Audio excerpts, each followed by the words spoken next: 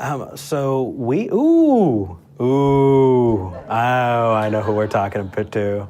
I think the live studio audience knows who's coming up as well. Tracie, I would like to introduce you to Juan in Dallas, Texas. Juan, you are live with Eric and Tracie. How are you doing today? Hello. Hey, what's going on? Hey, so what did you want to talk about today? Nothing. You guys asked me to call back, and I said I would, and I want to stick to my word. Oh, I wouldn't be All right. Well, thanks for calling. So Juan had a couple of statements that really kind of intrigued us. From what I remember, you were saying that magic is real, that big pharma has wizards in it, and that Hollywood casts magic spells, and you can tell that because of the root of the words in holly and wood, right? You can tell that because of the effect that it has on people. You can tell what? It has on the. What do you mean? What are you asking? You said you can tell that. You can tell that there's magic, or you can tell that it exists, like Hollywood as a place exists. Well, you can tell that there's magic. How are you defining magic? Hollywood. Magic can be used. No, what is it?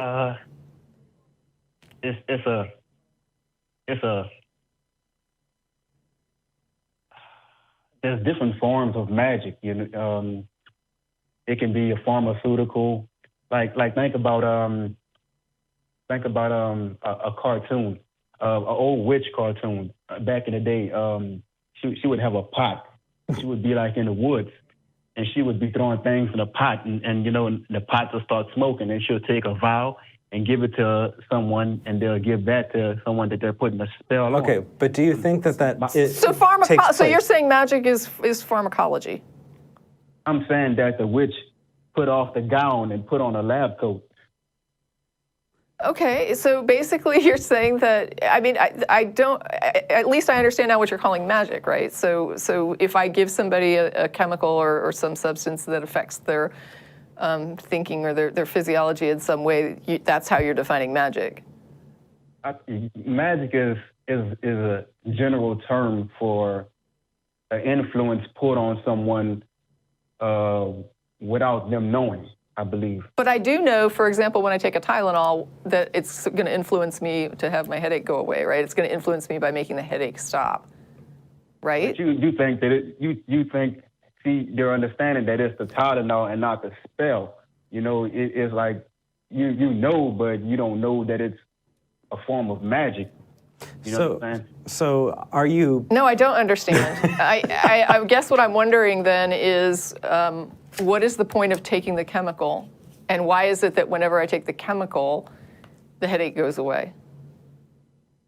It's a form of witchcraft. That's what it is.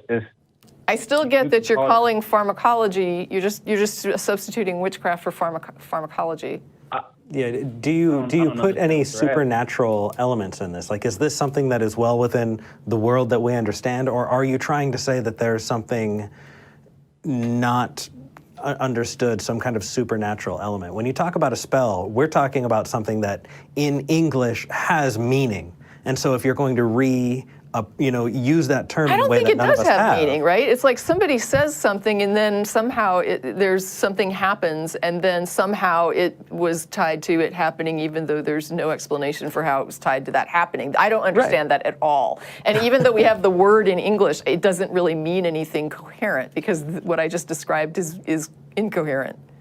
But we have naturalist explanations for things. So like let's say, yeah, that the way I understand. I'm magic, made of chemicals. Right? You give me a chemical, my chemicals change, and that causes a change because the chemistry has changed. And so I get that. Therein is not magic. That's not, there are no, there's nowhere along that process where we say, I am going to do magic, whatever magic would be. And so what I'm saying is the word magic carries with it a lot of baggage that we use that would not be applicable in the situation. Right, but part of that baggage is simply accepting that the term has meaning even though it really doesn't, right? And so what I'm trying to say is then what is magic? Well, would you say that pain is physical or spiritual?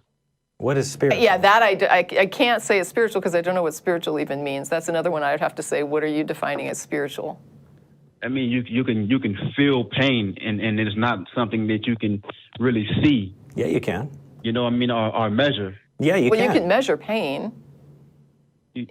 I wouldn't say that, because the one person a tattoo might feel, a certain type of way, and another person, it might feel a certain type of way. So Yeah, how it's people not really- process it, like from a subjective standpoint, may have differences. So for example, and in fact, culturally, we do process pain differently. There are some cultures that process pain in different ways than our culture processes pain in general. And within the culture, there's going to be people that process pain differently, people with different thresholds for certain types. But you can still go into someone's brain and see that certain parts of it are excited or not excited, reacting or not reacting, and know that a person is experiencing, nerve reactions that would be associated with pain. You can travel the signal up your central nervous system to the brain and back. I mean, we are hardwired in that way. So you're kind of throwing the baby out with the bathwater there. But it's irrelevant. I still don't know what spiritual means. Juan? Yeah, I mean, I'm here. So It's something. In my personal, not in my personal opinion, but the spiritual world is more realistic than the physical world. okay, I still don't know what Yeah. spiritual means. And if you can't even tell us what spiritual is, and you're making a claim about it, that means nothing to us. You need to actually I can't have a identify it. conversation that I don't understand the terms and how they're being used. Okay, so what's the question? Do you want me to answer? Well, we were first asking about magic, and then you used spiritual Spiritual? to help explain magic, and now I had to backtrack it one step further back and say, what is magic is spiritual? magic is spiritually understood. Okay, so what Which is then spiritual backs then? us up one more step. Okay, so now we need to come up with a definition for spiritual because I don't know what that means. Spiritual is really hard to give a definition to someone who doesn't believe that it exists. Well, how could I don't know if I believe it or not because I don't know how you're using the term. I don't know what it is. I'd have to know what it is first before I could make a decision about whether or not I agree Yeah. it exists. And can we do that in other parts of the world? Man, can we do that in other parts of our lives? Oh, you don't know a car exists, and because you don't own a car, or you can see things in everyday life, right? I don't need to convince you that books are a thing because I can just show you a book. But the thing is, Right? people use different definitions for spiritual. And if somebody defines it in a way, there are some people that define it in a way that for me, it just means social, like a social creature or engaging in social activity. And in that case, I would say, I don't call it that spiritual, but I understand what they're describing, and I do agree that it exists. And so for you, when you're using the term spiritual, I'm asking you, how are you defining that term? What she said. Yeah. Well, it's hard to explain. The words fail me. You know what I mean? To explain what's spiritual. So if you were going to ask me if I believed it existed or not, what is it that you're asking me if I believe it exists or not when you say, do you believe in spiritual things? Well, I would start by saying, do you feel things that's around you? Do you feel things, or do you just? Of course I feel things. means Yeah, and if we're saying that mean, spiritual means feelings, or either emotional or physical, I would say correct. Yeah, I agree that exists. People feel things, for sure. I would say the emotional is a spiritual aspect. Yeah. You could say that it's almost emotional, but a little bit deeper than that. But we'll stick with emotional. Okay, yes, I agree that people have emotions and that they have emotional experiences. Okay, what do you think emotions are? Like when it comes down to not what do you think, how do you define emotions when it comes to not the chemical aspect of it? When it comes to think that not the someone has chemical really aspect of it. I mean, if you're asking me subjectively what the experience is, like how I process emotions when that chemistry is happening, I guess that would be, I don't know if that's what you're asking or not, but for example, for me, as somebody that studied interpersonal communication, I would say that an emotion is feedback from your brain in response to a perceived stimulus, which may or may not be appropriate to the situation. So for example, if I believe, like I give the example a lot of times of a dark alley. So you're going down a dark alley, you're taking a shortcut, and as you're heading toward trying to go to your car, you start heading toward a dumpster and you see a crouching shadow behind the dumpster and you start to become afraid, right? So your brain basically says, there's a person crouching or something crouching behind that dumpster and you're in a dark, pinned in alleyway and you have to go past that thing to exit. And now I'm thinking maybe it wasn't such a good idea to take the shortcut through the alleyway to get to the parking lot. And I'm so scared, but I'm walking and I'm telling myself, like, this isn't what I'm seeing. Maybe should I go back? Should I, I'm getting, and the fear and the anxiety, the adrenaline is starting to pump, like all those chemicals that go into causing my brain to start to prepare for fight or flight or freeze. And I get closer to it and I realize it's just a garbage bag that someone set next to the dumpster and it's blowing around in the wind because it's not completely closed. And then I feel relief. And I'm like, okay, now my brain is processing a whole other scenario. So what I thought I was reacting to wasn't what I was reacting to, which demonstrates emotions can be wrong, right? My emotional feedback is a reaction to what I perceive is going on. And if my perception is wrong, my emotional feedback will be inconsistent with the actual situation. Mm-hmm. And so from a communication standpoint, which is part of what my studies included, this would be the intrapersonal model of what emotional feedback represents. It's a communication with the self in an attempt to prepare you for a situation that you believe that you're in, whether you're actually in that situation or not. Does that make sense? It makes sense. Okay. How do you explain intuition? Intuition is when you have experience with a particular scenario to the point that you start to develop concepts about it. So and that can be wrong as well, right? So for example, let's say that I come from an abusive background where I've undergone like all kinds of abusive things and my father cheated on my mom and beat her. And so I start dating somebody and he gets angry and he raises his voice and I intuitively feel like he's going to hit me. But he doesn't. My intuition is to prepare because I recognize the raising of the voice and the anxiousness that's happening as leading up to violence because that's what I'm used to. Now, it's also could be the case that I'm correct, that the person is going to hit me and that I am seeing the pattern in this person that I recognized from the past. Now, there's also things that people would call, like, for example, instincts, right? So, I mean, we do have an instinctive reaction, like that fight, flight, freeze. I don't know how much of that is taught or comes with the package, you know what I mean? Yeah. When you're born, I do think that there are some things that are human, innately human, that kind of come with that as part of our biology, and that then our experiences sort of go into molding that, would be my thinking. And again, I have to ask, does that make sense? And makes sense. And I think underpinning that is that biological aspect is if we were to lobotomize Tracie, other than the world being a much sadder place, you could remove her ability to access that memory, and so that intuition would not be there. We have a lot of examples of people who've had brain injuries, and those same things aren't there anymore. And also on top of that, there are chemical interactions that directly impact that. I've talked about on the show having depression. You bring up a good point in that there are people who, for example, are experiencing trauma, right? Mm-hmm. Like they'll have a post-traumatic stress disorder, they'll have reactions to particular stressful triggers.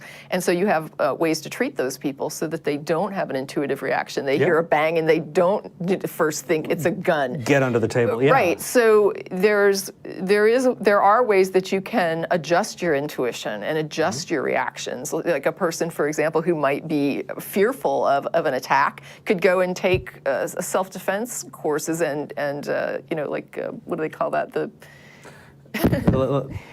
Or like martial arts, I guess. Oh, yeah. And you could become more comfortable with the idea of getting into like a physical confrontation with somebody and not be so fearful. So you can alter those things by going in and just simply practicing particular techniques to change them. And not just that, but there are pharmacological things. I was going to say I fight. It's something that I'm open about, and I'm happy to talk about it, but I am medicated for my depression, and that helps, right? And so you have something that truly does directly affect my emotional ability to operate in the world. So when you ask about what is not chemical, well, we're talking about biology and we're talking about chemicals, and we're still saying that these are important things that are true and real and have impacts in our lives. But none of those things that we just described, there's no extra element. So if you're trying to isolate an extra element, what we're saying is this is what we've got, but we don't have that extra that I think you're asking about. Is that what you were trying to get at? Is there's something more to it? Yeah, that is what I was trying to ask. And you guys actually explained that in a scientific way awesome. So that's not much I can really say. Oh, thank That's you. cool. Yeah, that makes me feel good. Thank you, Juan. Take that, people in the comments who said that we shouldn't. Yeah. Is there anything else you wanted to talk about today before we moved on to the next caller? There is not. No. Well, I'm really glad you called today, Juan. This is my first interaction with Juan, and I think it was very positive. So Right. Thank you for calling. Definitely, when you're looking at things, what we described, what we were talking about, we weren't just taking it that there was something additional. We were looking at and observing what we know and going up until that point. When you hit a place where you say, I don't know, the best thing you can do is say, I don't know, because you're giving yourself permission to explore and learn and find out. And if you say, oh, I'm going to fill in the gap with magic, miracles, spells, or whatever, you are greatly limiting your ability to get to a conclusion. You know what? I actually tried to continue off the point of last week, but it's very difficult when we're on in that train of mind or conversation. So it didn't work out too perfectly, and it's not really something that can be explained so easily. You know what I mean? So I guess you guys' explanation, how you explained the things, are pretty awesome. So. Oh, thank you. Thank you. And we encourage you to take that. We've talked about epistemology. I talked to you about epistemology briefly last week. And it is your toolbox for deciphering the world around you. And I encourage you to do that in other parts of your life, because you will find that the world is not less amazing. We live in an incredible world. And the more we learn about it, the more we can ask other questions and grow. Yeah, and I think sometimes people think I'm playing a semantic game when I say things like, can you explain this? Or what do you mean by this? Mm-hmm. But I think what happens is that a lot of times we get very comfortable with words that really don't have meaning, that we're just used to them, and we've been told they mean no, things. I wouldn't really say they don't have meaning, and I don't know if that was referring to me or not. No. What I'm saying is that when you have I'm tying it into what Eric is talking about, right? So, for example, when someone says this is done by magic, well, magic is sort of a catch-all term for it's done in a way we don't understand. I don't understand how this could cause this, and therefore it's magic. And so what Eric is describing is that when you plug in a word like that, it literally stops you from looking for an answer, because you're basically saying there is no answer, it's a magic thing. Mm-hmm. And there isn't an explanation, because magic, if we could explain it, wouldn't be magic. So what we're basically saying when we use a word like magic is that thing, I don't know what it is or how it works or how that would be possible, and so there's no explanation. And then it just moves into okay, can't explain that. What's the next thing? Instead of saying, well, how do we explain it, or can we explain it? And let's look for an answer, instead of just saying it's unanswerable and then just putting it aside and never looking at it again. Exactly. If it helps to make it a little more impersonal, if you're worried about this as just something that you're identifying. We had a person that called in last week and said, oh, I have a definition of miracles. And what they were doing is they were trying to redefine the word miracles to mean things that they see in the everyday world. But the reason we don't do that is because you are propping up the idea that most people have with miracles, and that is that it is some kind of supernatural influence by an intercessory, deity. And so by doing that, you're continuing to make it a safe umbrella for people to not take their kids to the doctor. I mean, there are real world effects to us propping up different ideas, and the idea of miracles in that situation is a dangerous one, right? I wouldn't say that. Because, No. Because today, with today's pharmaceutical industry, there's always side effects of everything that's taken. So, you can go to the hospital with one, you can go to the pub with one ailment and leave with several other. So I would recommend prayer instead of, or not really prayer, but following the commandments, because sin is the cause to a lot of ailments nowadays. But No. And let's save that one for next time. That could be the next nice call. can of worms that you just opened. Sickness. Yeah, let's. That could be a whole other hour. Juan, I hope you enjoyed your call, and we'll definitely hop into that. But I very much disagree, and we can always talk later about it. Okay, buddy? Yeah. Okay. All right. Take care, brother. You guys have a good Sunday. Thank you. You too. Thanks a lot. I think my first question would be something like infant illnesses, born with an illness, born with a defect. I keep bringing up the same article, but it keeps popping into my mind as. But there's original sin, and that could be where he's headed with it.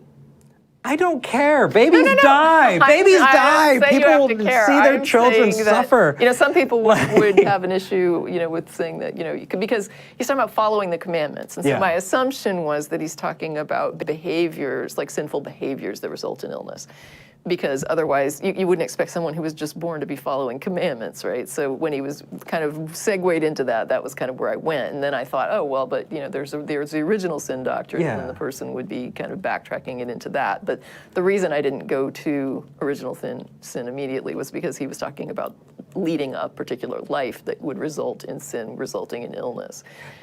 So that makes more sense. That's why my question would be, how do you explain infant illness? Well, I'm thinking back. I'm thinking back through the commandments, and I'm like, okay, I am the Lord thy God. That really doesn't have to do with being sick.